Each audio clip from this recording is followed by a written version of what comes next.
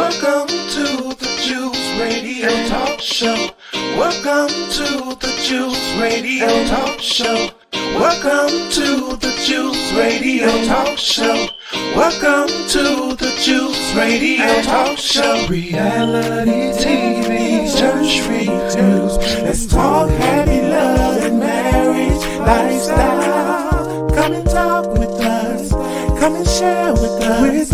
Come and laugh with us. Come on and pray with us. Regina Clovis, special guest. You should be following your lead. Bless. Subscribe on YouTube. Listen on podcasts. We live on IG and Facebook. This episode is sponsored by Truth and Triumph Ministries.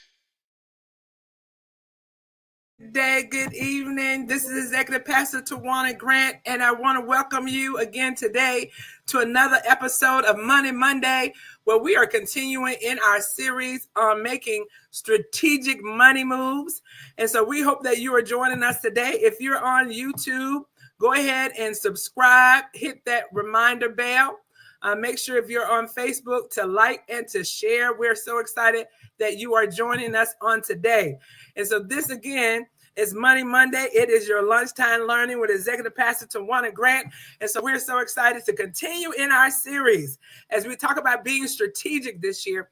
We are in the month of June. We're coming to the halfway point of 2025.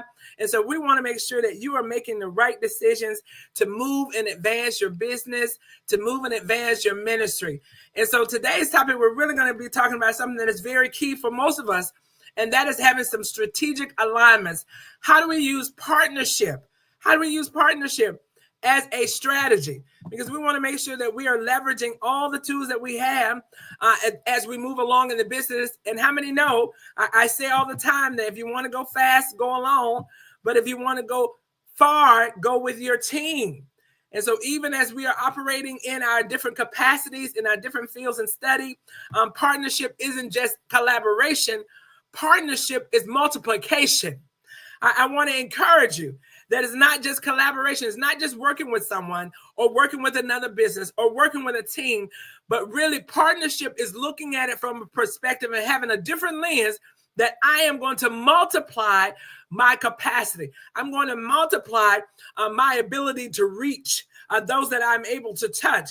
And so if you want to remember that, make sure that you remember, if you want to go fast, go alone. But if you want to go far, go together. And so this is so important. It sets the stage for offense and defensive strategies in partnership. You can be on the offense as well as the defense when you look at strategic partnerships. So you want to identify. How do I identify? How do I look for someone who is going to be a great alignment? This is what I always say. You're looking for the best fit. There are others that could be a fit, but when you're looking at strategic alignment, when you're looking at ones who are going along the journey with you, you're looking for the best fit.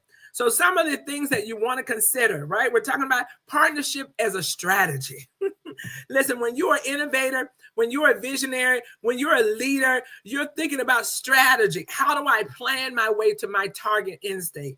And so one of the things you want to talk about and think about when you're looking at strategic alignment, looking at partnership as a strategy, does this potential partner align with my mission and vision?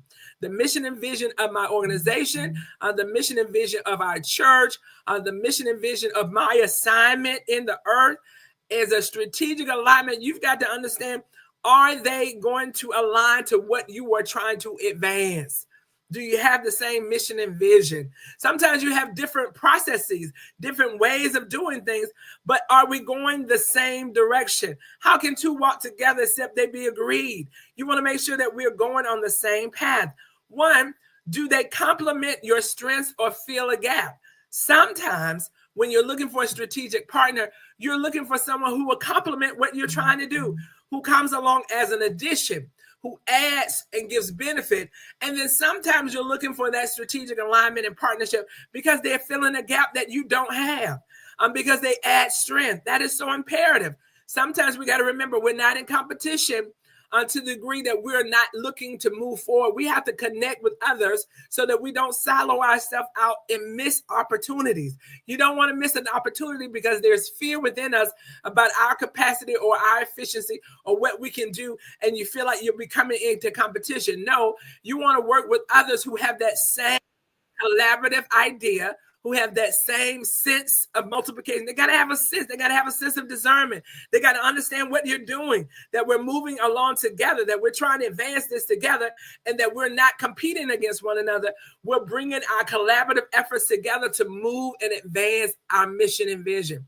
So here, do they have a strength I need? Are they adding strength to what I'm already doing? You got to make sure it doesn't degrade your mission or degrade your brand. We've talked about before brand image, how important it is to make sure that when you are strategically aligning yourself with others, they are going to enhance your brand.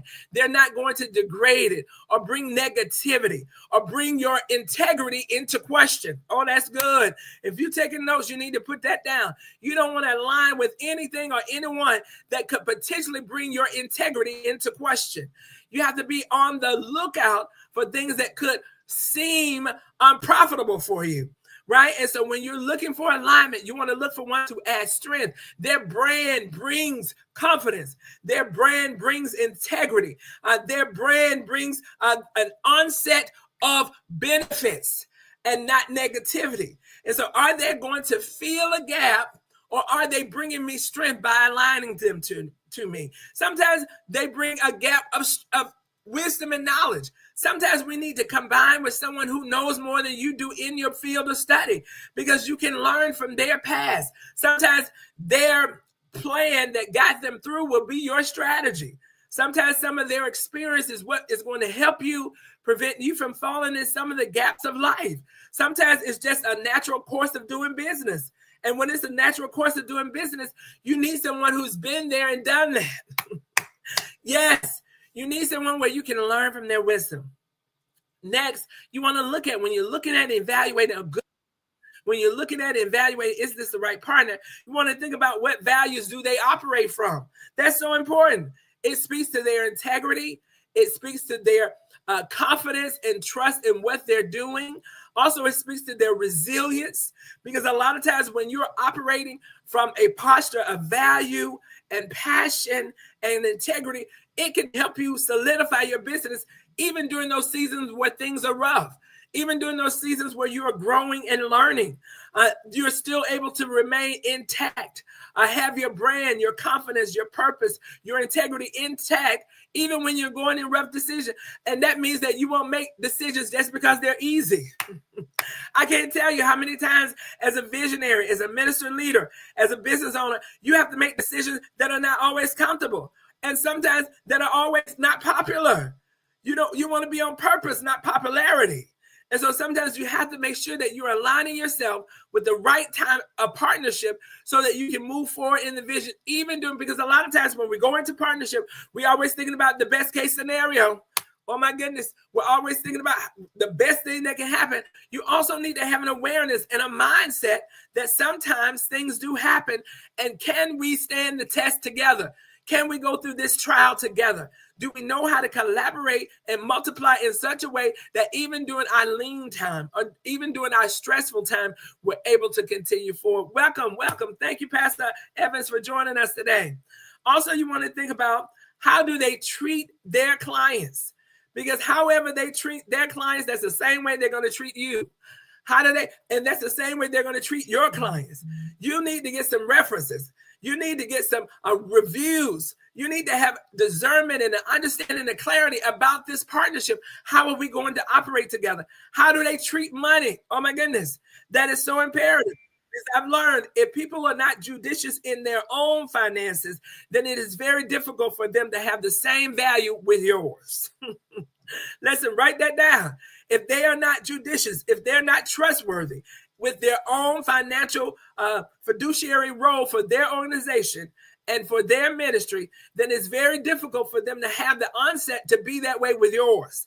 They have to have the mindset that that is how they operate, that is how they move and how they maneuver and how they engage and how they interact. It is a natural part of who they are, because it's very different to try and change somebody. You don't have that kind of time.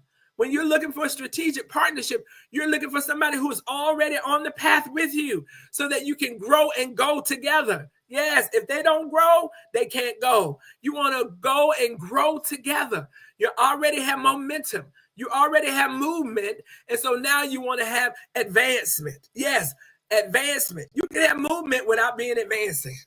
So you want to be able to have movement and momentum and advance your purpose forward. So this is so important. How do they treat their clients? How do they treat money? And how do they treat people?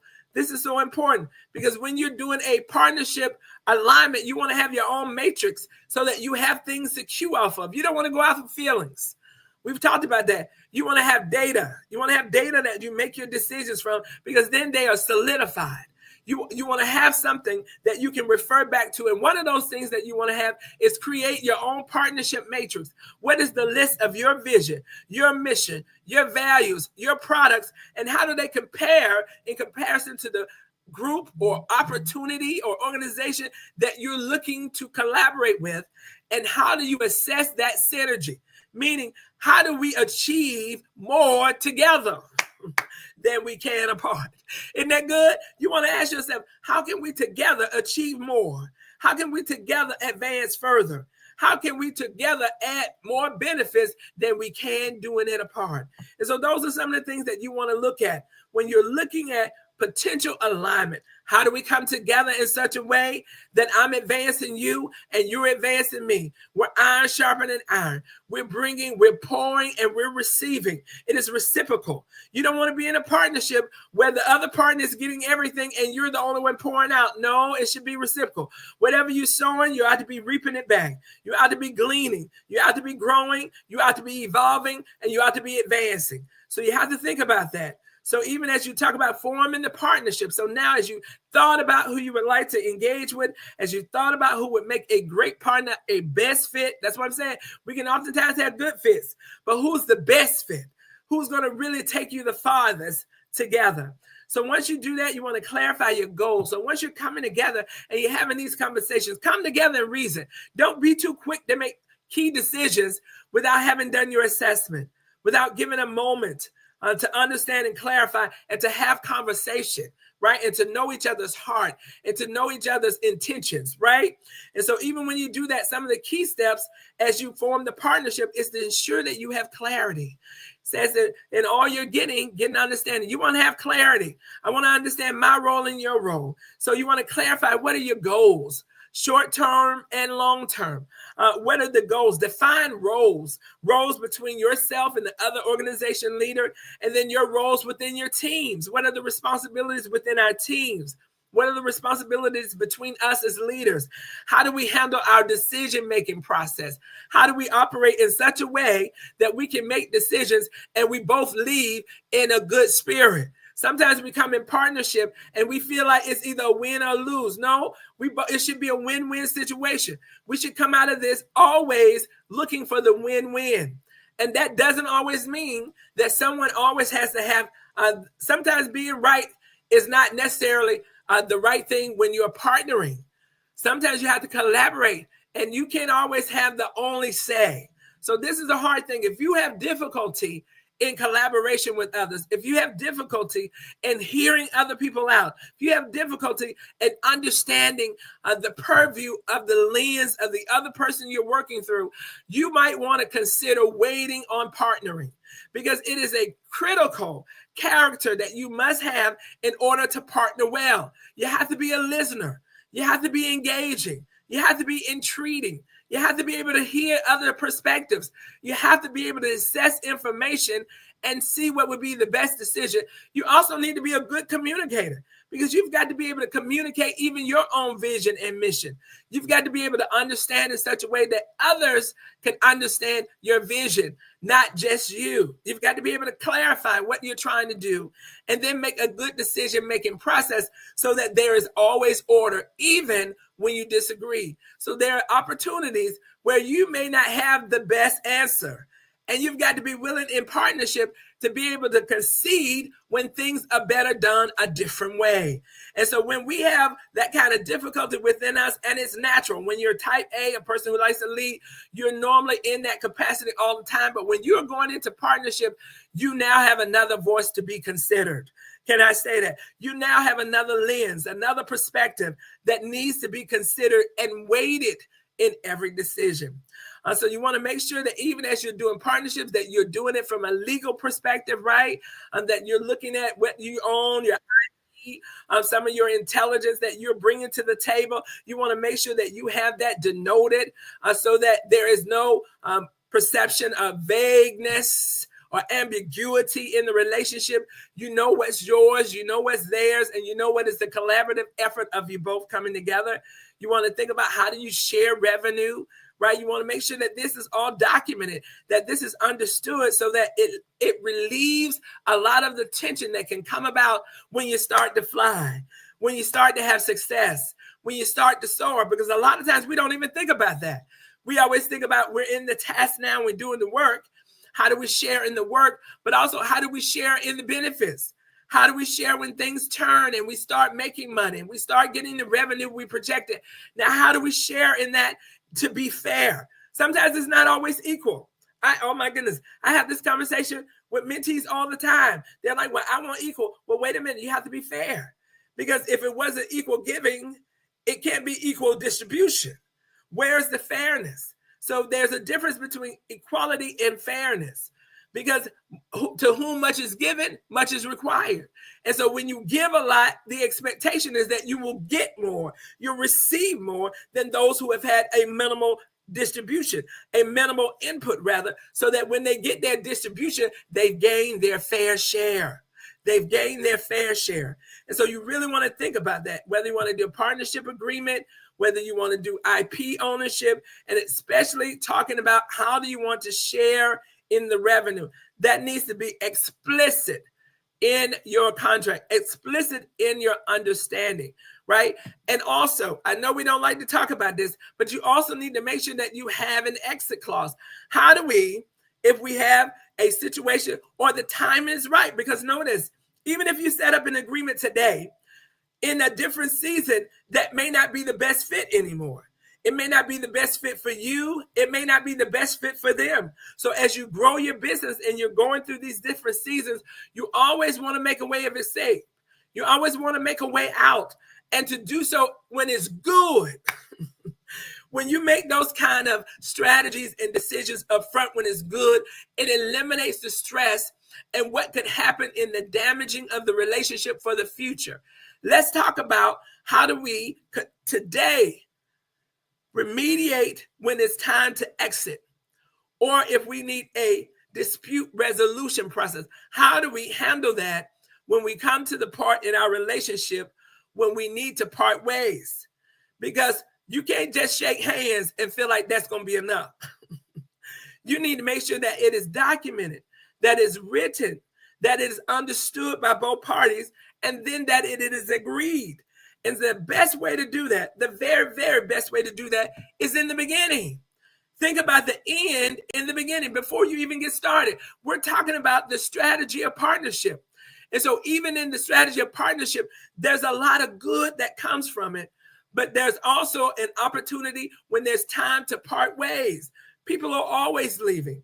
People will always have an opportunity to do something new. Even in your own life, there are times when you don't want to keep doing the same thing. You want to do something new. And so you want to make sure that you have had that conversation, that you've made it clear, that there's clarity in the relationship about how do we now resolve? How do we exit, and have that exit strategy already written out in the partnership plan so that you can execute when the time is right. Now you want to talk about, as you come together, how do you create a revenue stream together? Because sometimes in partnership, you already have something going. They already have something going. You both have an idea about how you can have a new revenue stream, another channel.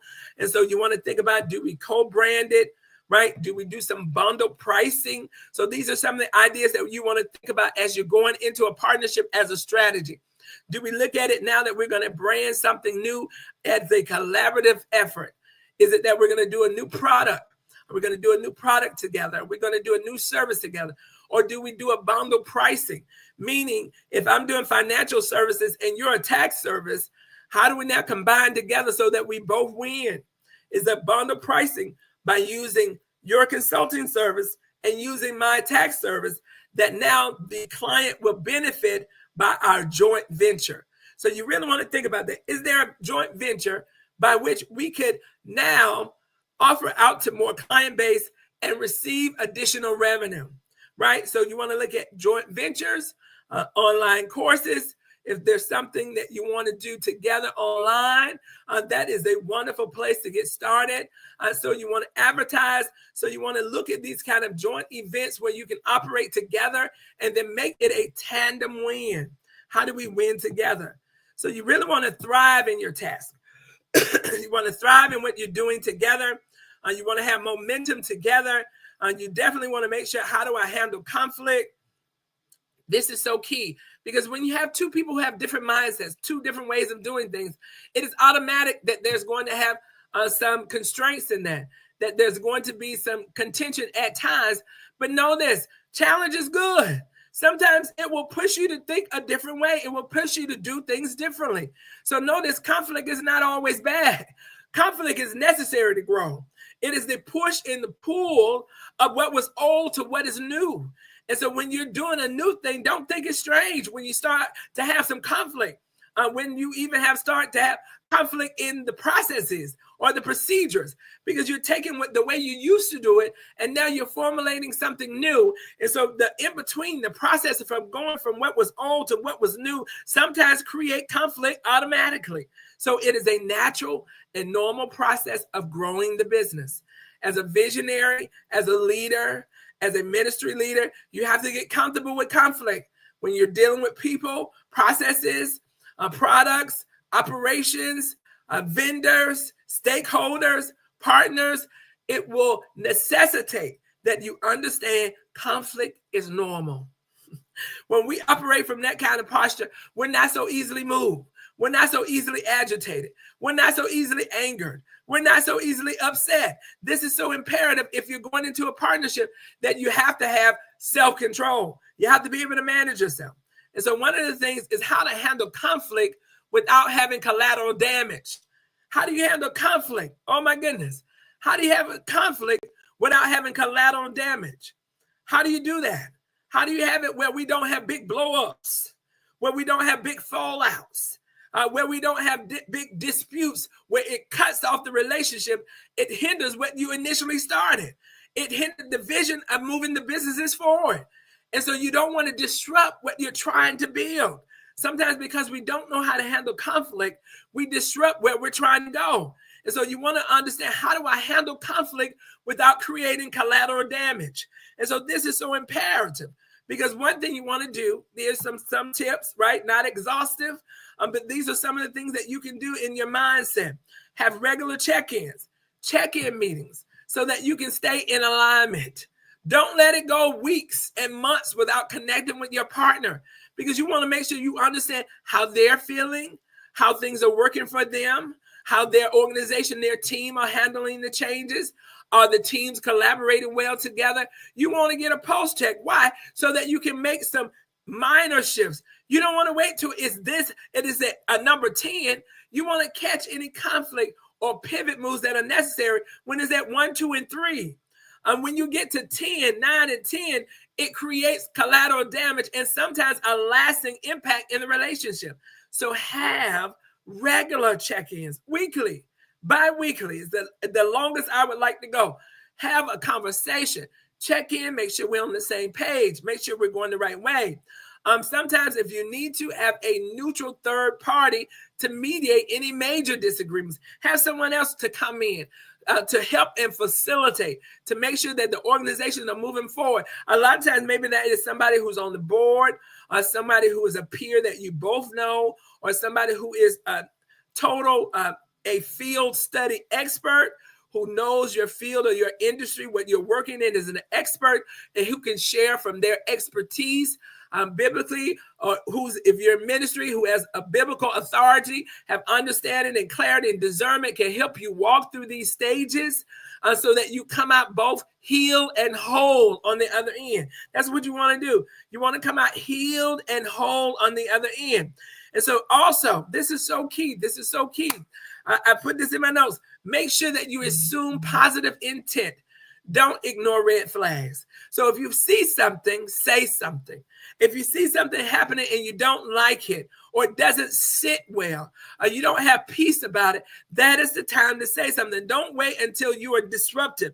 Don't wait until it is a boiling point. Say, assume positive intent. So just know if they're in the business, they want to be with you. Maybe it's their way of doing things. Maybe it's the way that they think that has made them have this kind of decision or make this kind of pivot move.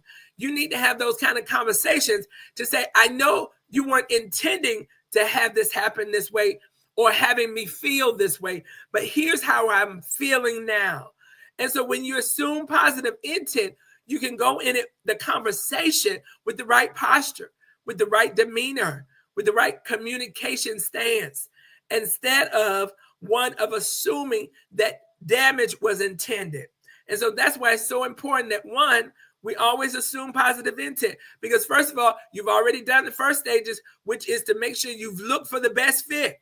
You've already did your assessment. You already did your matrix, and you've already did your checks and balances, and you both have come in agreement that this is a good fit. That's your number one that you can stand on. We set off in this in the right posture. Two, that you've had the opportunity to have a contract, so you know how to handle dispute, you know how to work through the exchange of the operations and day-to-day dealings with one another and your organization. So you set the roadmap. You just hit a speed bump. And so when you assume positive intent, you look at it that this is just a speed bump. Let's come back together. Let's reason together. Let's come to an understanding. Let's see where we were getting off track and put us back on track. And then don't ignore red flags, because that is your immediate opportunity to do corrective measures. That is your immediate opportunity to have clarity on where we need to pivot. And so when you have as a defensive for wisdom, right? We're talking about offensive. A defensive for wisdom is to make sure that you create a risk plan. What happens if one party fails to deliver, or one party decides that they don't want to do something, or one party has a situation within their major business that creates or spills over into your collaborative work? How do you handle those? And so having a risk mitigation plan ahead of time will help you understand where you need to pull and push on your levers within the relationship. What do we need to draw back on this? Or what do we need to push up on this one? Because we've already had our mitigation conversations, because we've already created our risk plan, it is not a difficulty to be able to be agile, to have agility to move when necessary, because we've already thought it through. We've already thought it through. We've already come to an understanding. And so here's how we want to move forward to grow the vision as we get ready to close out today. Create and celebrate quick wins together. Anytime when you're collaborating with a partner and you have a quick win, make sure that you celebrate it together. Make sure you acknowledge each other for their part that they played in the win. It is a team win. And so make sure that you're appreciating both sides of the organizations in the partnership, both the leaders as well as their team. Make sure, again, that you're communicating these wins, because people want to feel value. They want to know that what they're doing is adding to the goal and is adding to the benefits of where we want to go as a team. Next, communicate impact jointly to customers or your fellowship. If something is changing that is not only a benefit, because we're quick to announce benefits, we're quick to announce wins.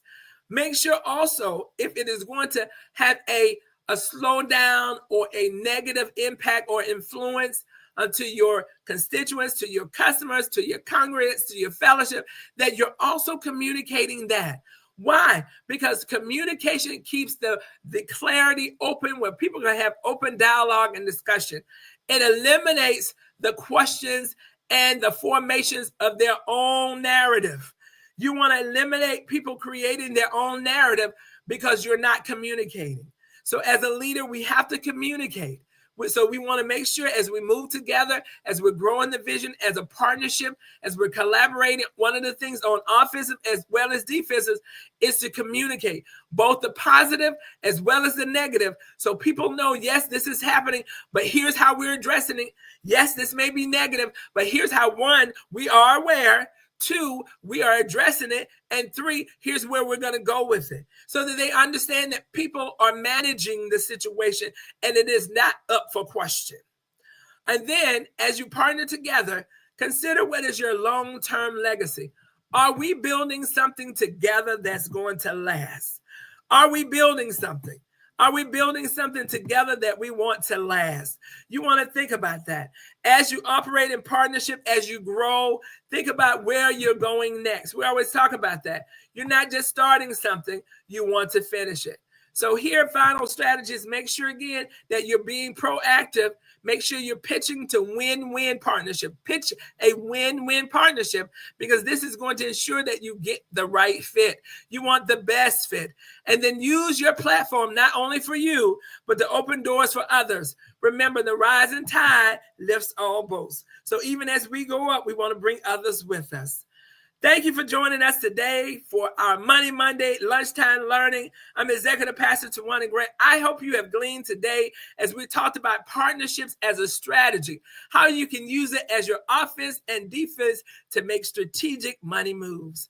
Peace and blessings to you. God bless you.